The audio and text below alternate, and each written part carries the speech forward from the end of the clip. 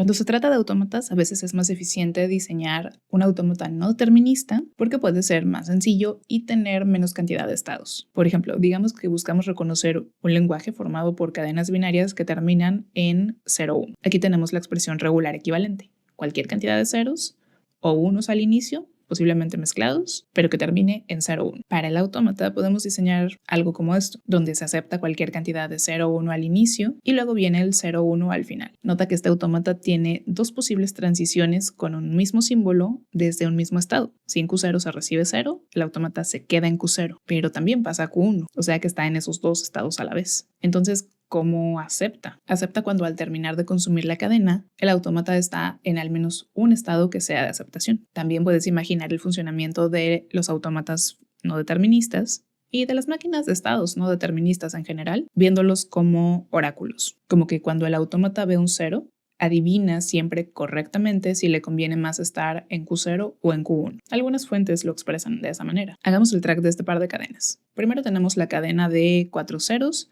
y un 1 al final. Viendo la cadena sabemos que debe aceptarse por el autómata. Entonces, el autómata comienza en su estado inicial y recibe el primer 0. En ese momento pasa al estado Q1, pero también sigue estando en Q0. Luego llega el segundo 0. El estado Q1 no tiene ninguna transición con 0, pero Q0 sí. Entonces el autómata puede aceptarlo por esa vía y seguir estando en Q0 y en Q1 simultáneamente. Lo mismo pasa con el tercer 0 y con el cuarto 0. Entonces cuando llega el último símbolo, que es el 1, el autómata sigue estando en Q0, recibe un 1 y hace una transición hacia el mismo Q0. Como el autómata está también en el estado Q1, recibe un 1 y pasa hacia el estado Q2.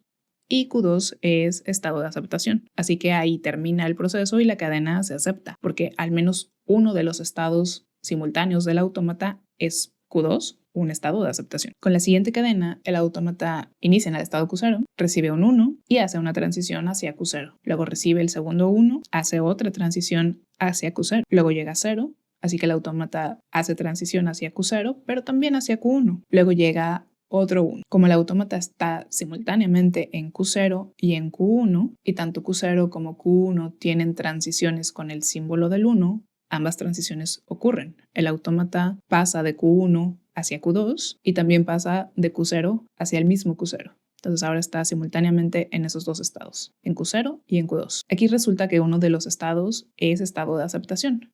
¿Significa eso que la cadena se acepta? No, todavía no. ¿Por qué no? Porque todavía no se han terminado los símbolos de la cadena. El siguiente símbolo es un 0. Ese 0 se recibe en el estado Q0, que hace una transición nuevamente hacia el propio Q0 y hacia Q1. Y por último, con el último símbolo, que es un 1, el autómata hace una transición de Q0 al mismo Q0 y de Q1 hacia Q2. Ahora sí podemos decir que la cadena se acepta porque Q2 es estado de aceptación.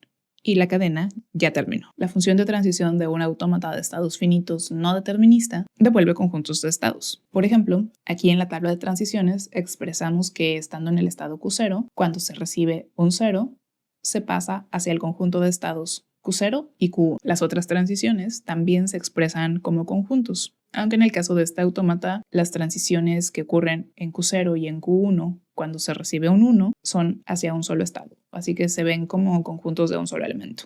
Las celdas en blanco simbolizan que no hay una transición. Por ejemplo, en Q1 cuando se recibe un 0 no se avanza hacia ningún lado, así que esa celda queda en blanco.